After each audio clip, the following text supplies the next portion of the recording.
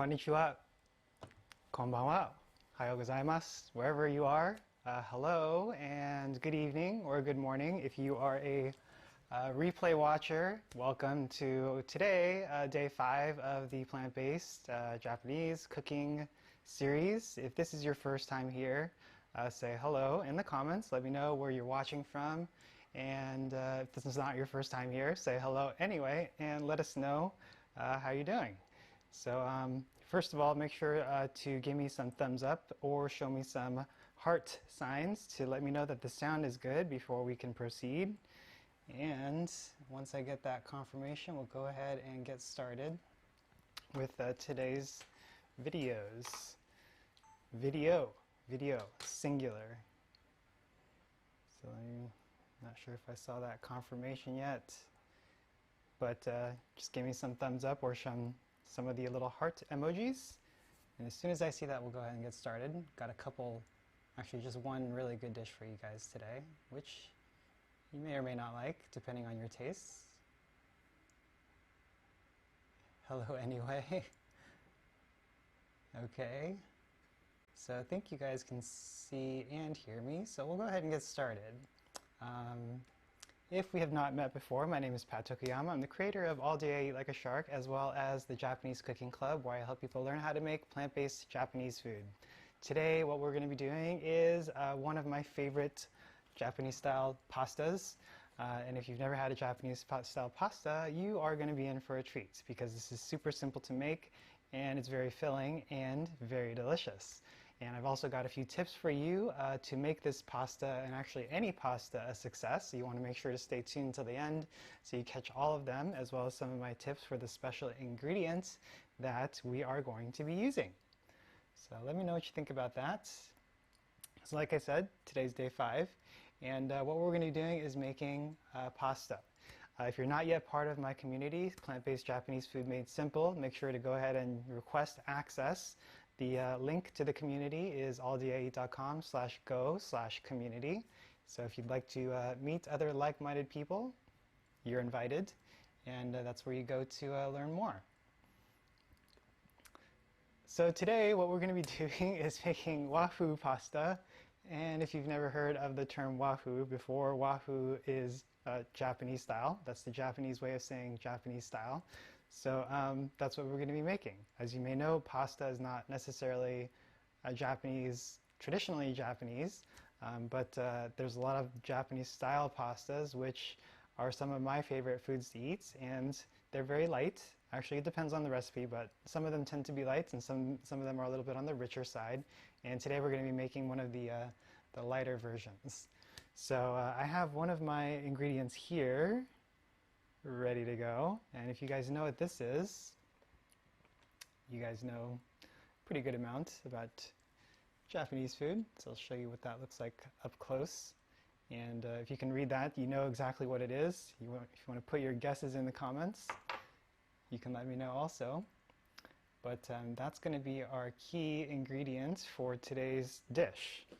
And over here in my mini pot, I also have another ingredient, which is also known as yuba. If you've never heard of yuba before, it's basically the skins that form when you're making soy milk on the stove. So if you are making homemade soy milk and you continue to cook it after it's done, it's going to gradually form a skin, and that's what those are. But they're actually the dried versions, and I'm soaking them in dashi, vegetable dashi, and that's going to give it a lot of flavor, and it's going to return the texture to a little bit more of a silky, soft, smooth texture, kind of like you'd get is if you made it from scratch. But I use the dried kind today. Not sure why my comments aren't updating. So if you are interested in making yuba, it's very simple. All you got to do is get pure soy milk. So that's soy milk that has been only made with with water and soybeans, right? That's how you make soy milk. And you're going to reduce that on the stove until you form a skin, pick out the skin, and repeat. It's a pretty labor-intensive process and also time-intensive, but there's nothing like homemade yuba. And if you've never made homemade yuba before, it could be one of your next most favorite foods because it's really light, it's really nutritious, and you can use it in a variety of different ways. We're not really doing it in a traditional way today. Some of my favorite examples of eating, or some of my favorite ways of eating yuba are like with just a little bit of shoyu or soy sauce, maybe some wasabi, and just eating it straight like that. You can also put it onto a rice bowl, make a donburi. Yuba donburi is one of my favorite ways to also eat it. Alternatively, you can put it in miso soup or in a pasta like what we're going to be doing right now. And if you're wondering what we are going to be putting for the seasonings, I have some of it ready to go. What we're going to do is heat up my saute pan. It's actually a pot. And actually, we need to get our pasta cooking. So we are going to be using, this is pappardelle from Dean and DeLuca. It's nice quality pasta. It's from Italy. And I like to make this with spaghetti, but I actually ran out of spaghetti, so we're just going to use this pasta today. And one of the ways that you can tell that it's a very nice quality pasta is by looking at the surface. So you're going to see it's a very irregular surface. I'm not sure if you're going to be able to see, depending on what device you're on, but if you want to see the HD replay, make sure to subscribe to my YouTube channel. But this is what it looks like close up. You can see that it's got like a very powdery texture on it. And that's how you know that it's really good quality, because at an irregular surface, the powdery texture is going to help the sauce cling to the pasta so that you get a lot more flavor in each bite. So that's something worth considering next time you buy your pasta. Don't cheap out and get the 99 cents a pound pasta. Get something that's a little bit more premium, and you'll be happy that you did. So I'm going to go ahead and boil this. I typically put in about a tablespoon of salt to a quart of water, so 4 cups. I'm just going to do a half pound today. So while this gets going, we can go ahead and finish our sauce. So for the sauce, that's what we're going to be using here. We're going to mix everything together. So we're going to cook it just before al dente, and then we're going to put it into the soy milk-based sauce. So I have just under 3 cups of homemade soy milk here. Didn't quite have enough, but we're going to use as close to 3 cups as possible. And then here we have some osake. We're going to just use a little bit of this, and about 3 tablespoons of shoyu, soy sauce, and 2 tablespoons of osake, and then that's going to be our sauce. We can put in a little bit of yuzukosho as well, make things spicy and salty. And I think I gave away the secret ingredient. So for the yuba, let me show you what this looks like if you've never used it before.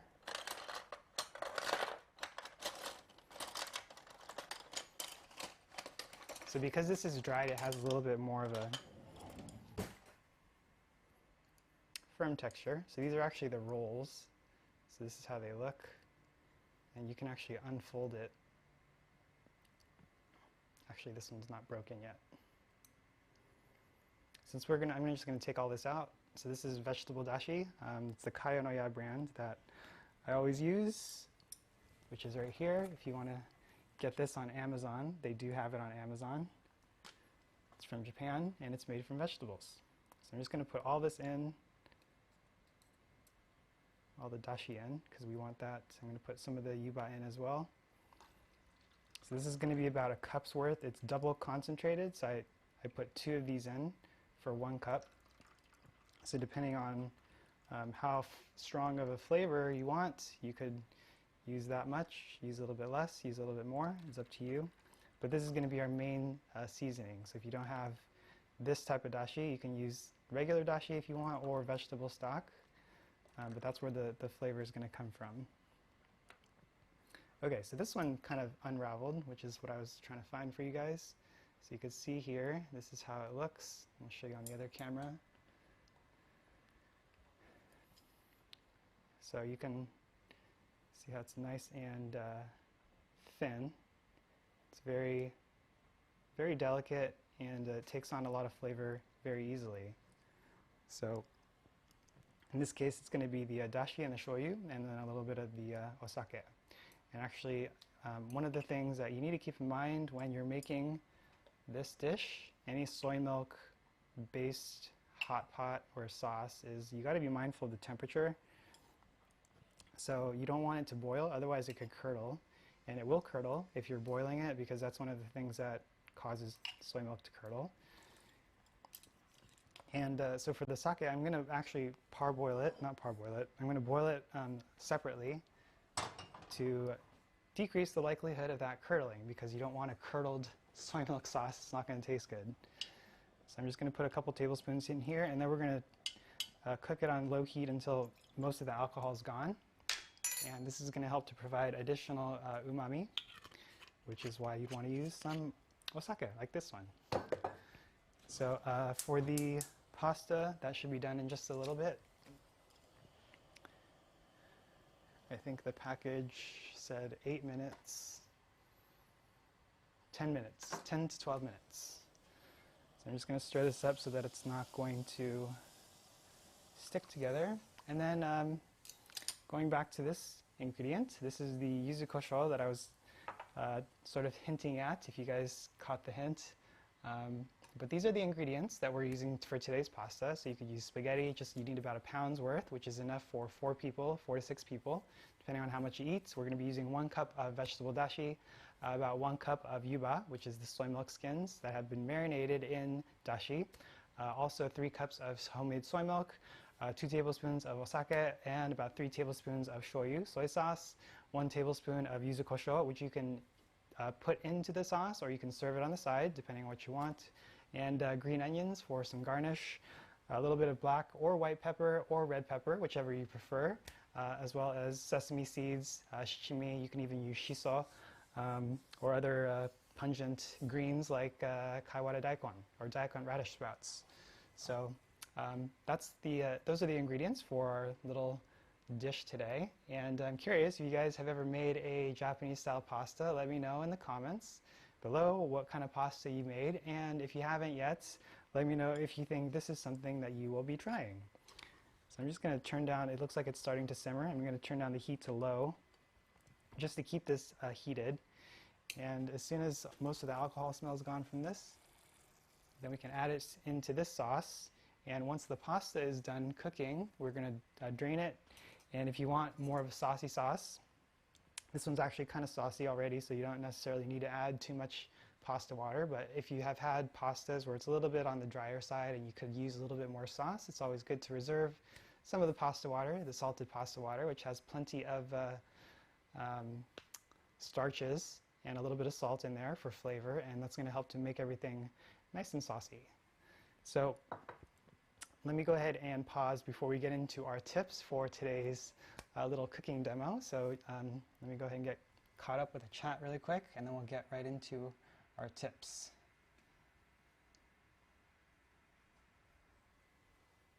All right. So a lot of new people today. Thanks for saying hello.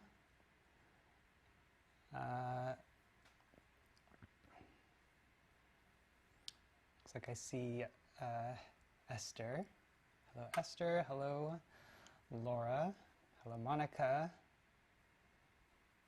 Esther is asking, where was my waiting room video from? That was from my trip to Oahu a couple years ago now. Allison says, beautiful. Hello, Allison.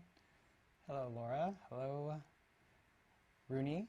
And looks like a couple people from Arizona, also California. So good to see you guys. And Antoinette. Hello, Antoinette. Long time no see. And Leslie. Hopefully I'm saying your name correctly. Suze. Welcome, Suze. Red pepper paste was correct. Yuzukosho is red pepper paste. And Melissa. And Melissa's asking, are there many steps to making osake? Yes, there's a lot of steps, and you actually have to wait because it's fermented. So it's not something that you can just do on your own. I guess you could do it on your own. It's probably going to take a lot of time, and you probably need a lot of special equipment. She says she's never tried Japanese-style pasta and would like to try it, and so would Esther. She's made Napoleon Napoleon style, so I think you mean Napolitan, right? I think that's what you mean. Melissa's from Michigan. All right, guys. Well, thanks for joining and for participating. If you guys have any questions, let me know. We're going to go ahead and get into some of the tips right now. So for this particular dish, oh, this smells so good, by the way. If you like shoyu, the fragrance of shoyu is very nice. So first we're going to talk about yuzukosho. If you've never heard of it before, it's basically a pepper paste, and there's a bunch of different ways that you could use it. Some of the most common are going to be to season your vegetables. Like if you're into spicy or salty or citrusy flavors, that's what this is. So this is good to go with vegetables. You can put it on your tofu, like cold tofu or hiyayako if you want. You can also serve it with your rice if you want just a little bit of a spicy kick with your rice, white rice, brown rice, doesn't matter. You can put it in pasta, kind of like what we're doing today, or even your soups. You can use it on onigiri, which is the rice balls. There's a lot of different ways you can season your starches or your carbs with this salty, spicy red pepper paste, also known as yuzukosho. And then the third way is one of my favorites, is to use it with gyoza or karaage, which is deep fried chicken. Obviously, these aren't necessarily the healthiest things for you, but it does go very good with it, even things like ramen or other savory foods. So if you guys have not used yuzukosho before, you might be interested in trying it out, and it is available on Amazon if you wanted to shop for it. And I think our osake has been reduced, so I'm going to go ahead and drop that in there. Give this a little bit of a stir. So if you don't have osake, you can also use mirin. It's a little bit on the sweeter side, but you can use it interchangeably. It's going to change the character a little bit for this particular dish.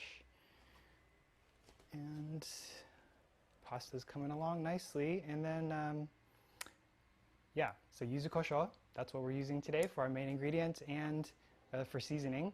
There's actually two different types. There's green and red, which are probably going to be the most common types that you'll find outside of Japan. So yuzu comes in a bunch of colors. There's like an orangish color, there's like a yellow color, there's a red color, which comes from the chili, and then and the green. So they all taste slightly different depending on what the ingredients are that they put in there, but it's good stuff. So that's the yuzukosho. In terms of your pasta and making that a success, I had a few tips for you as well. If you guys are used to making pasta, feel free to share your tips of what you usually do when you make your pasta, because maybe we can learn from each other. So I'll share 5 of my tips for you guys. One is to use a premium pasta from Italy, like I mentioned. This is Dean & DeLuca, so it's not necessarily what I would call cheap. It's good quality pasta.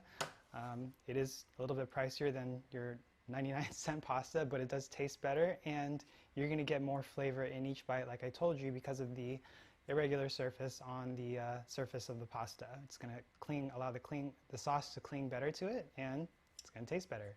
Texture is also better in general, and so is the flavor of the pasta. So that's why you should consider getting premium pasta from Italy if you haven't ever tried it yet. Perhaps now's the time. The second thing is to salt your water. To be healthy, one of the things that I never used to really do was to salt my water. I was trying to be a little bit more conservative on the my salt intake, because as you may know, high salt diet can cause hypertension or high blood pressure, and that was one of the reasons why I never used salt for my pasta, but it makes a big difference in terms of the flavor, and that's one of the reasons why I started doing it. Of course, you know, if you have high blood pressure and you're trying to have a low salt diet, then that's your situation. But in terms of flavor and making pasta taste good, that's one of the things that you have to do if you want it to taste good. So the third thing is to cook your pasta just before al dente. This wasn't really something that I used to do either. And depending on what it is that you're going to make, let me just make sure that this isn't overcooking. Just a second. Okay, it's actually done. So depending on what you are going to make, some sauces you may want to finish in the sauce itself. So you're going to finish cooking the pasta up until it's al dente in the sauce. Whereas others, you're not going to cook it, and in that case, you want to just finish it until it's al dente in the pot. Just don't want to burn myself. So like I said, at this point, once the pasta is done, you can save some of the pasta water if you want, or you can just throw it away.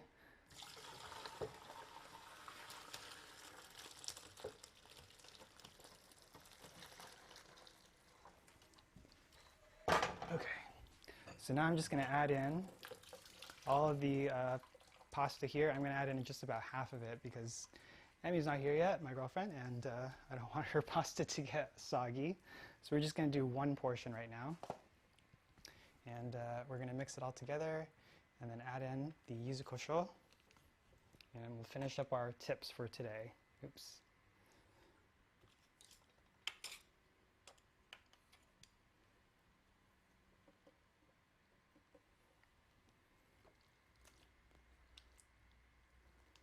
And I forgot to get a plate, so I'm going to go grab a plate and I'll be right back.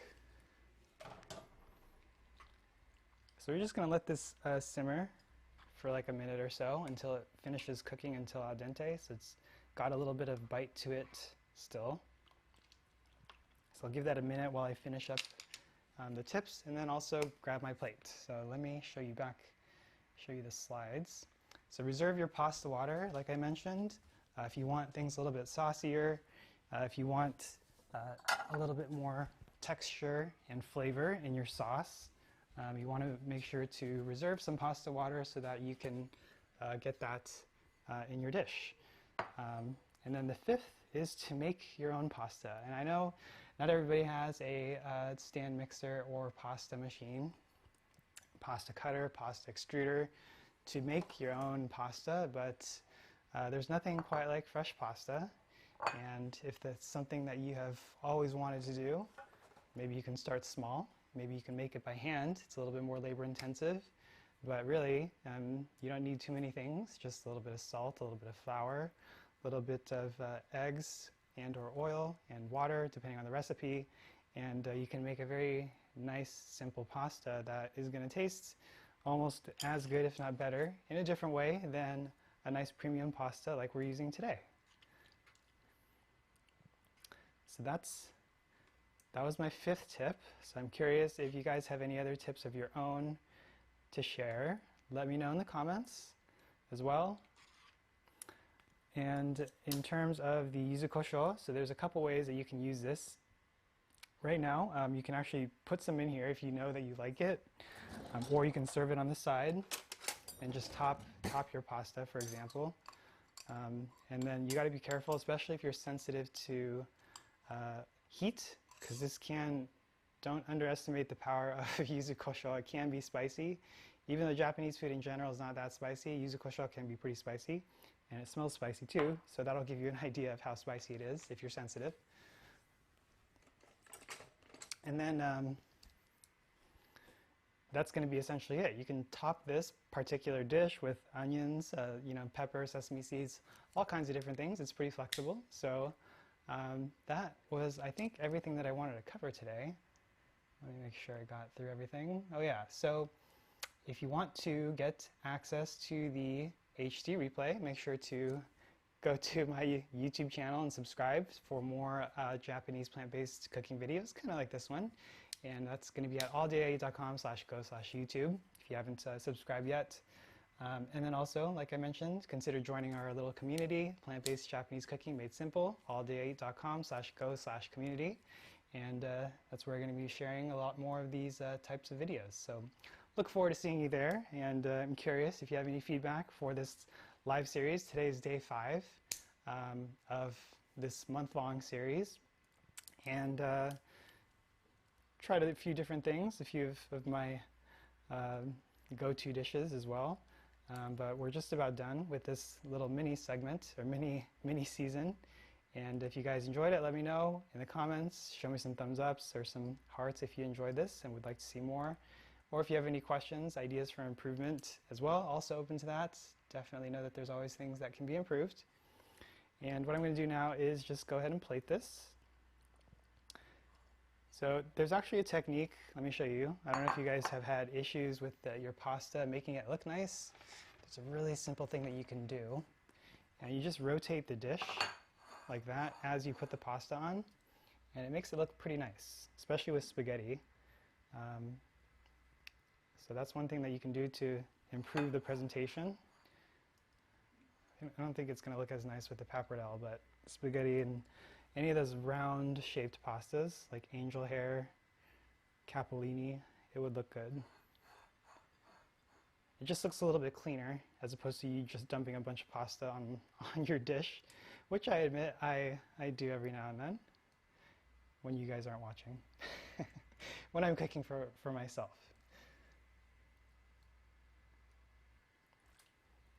And then you can put the sauce on after. I'm going to put some of the yuba on here. So this is the yuba. This is the best part, in my opinion. Yuba is like a delicacy. If you've ever had fresh yuba, you know exactly what I'm talking about. And if you haven't, perhaps now is also a time to try making your own yuba at home.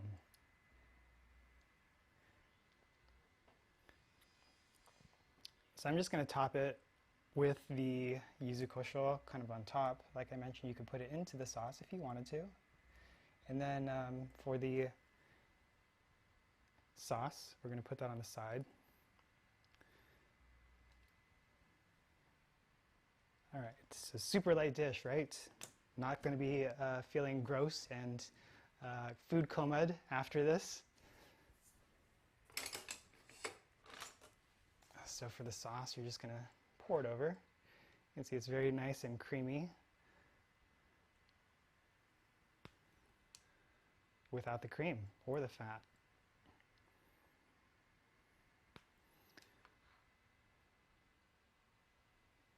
Some yuba got cut there, but that's all right.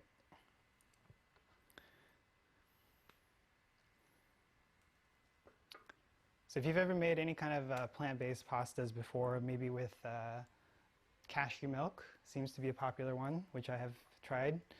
This is going to be a little bit lighter because, as you know, cashew milk is pretty rich. So here's about a generous half tablespoon of yuzukosho right there. Put some green onions on. And maybe some pepper. It's a really tasty and simple dish. Perfect for a weeknight like tonight. So I'm curious if you guys are cooking right now, or maybe you already had dinner.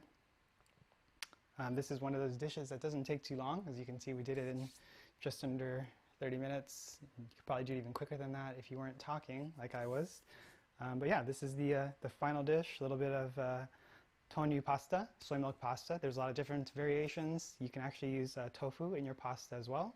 One of my favorite ways to use tofu in my pasta is actually mentaiko tofu pasta, which is a fish roe. It's kind of like salty and spicy.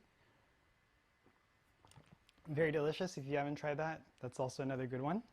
But that, I think, is going to be it for today. Let me know if you have any comments, questions, or feedback. I know that there's a little bit of a delay, so I'll give you guys a few seconds to check in before we wrap things up for today. So I appreciate you guys joining. Maybe you guys will add this to your rotation.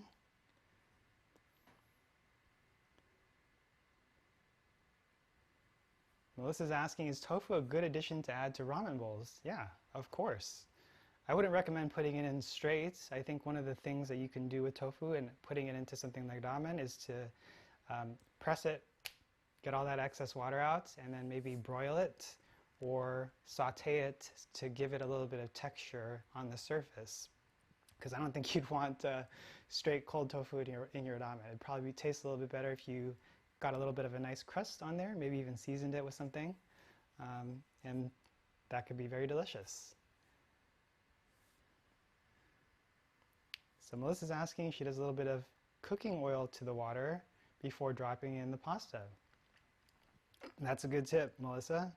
Yeah, thank you for sharing that. I know that can help to decrease the sticky factor of your pasta, especially if you're not going to be using it right away, is to put a little bit of olive oil in there, and that helps to give it some lubrication so it's not going to clump together. So thank you for sharing that, Melissa. Is artichoke pasta good? I think if you like artichoke pasta, yeah, artichoke pasta is good. Sue says, awesome, thank you, you're welcome. Hope you guys give it a chance. Rooney says, thank you, interesting dish. Tastes delicious too. Esther says, looks delicious. Melissa says she had seared tuna and seasoned spinach. Mmm. How did you season your tuna? Candy says, looks awesome. Alright guys, so give you guys a couple more seconds before we wrap things up. Replay will be available on my YouTube channel. So if you haven't yet, consider subscribing for that and more plant-based Japanese cooking videos like this one. And I am very looking forward to eating my pasta here. It smells amazing, and I think you guys are going to love it. Lemon pepper. And Rooney's asking, is abudage in the tofu family? Yes, it's deep fried tofu. It's delicious.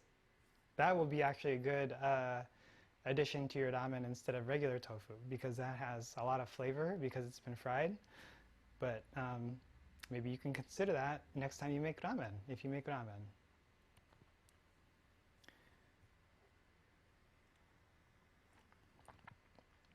Alright guys, well that's going to be it for today. I will see you in my next video. Appreciate you guys joining, and I hope you have a great rest of your week, and we'll talk soon. Kyotsuke ne. Take care.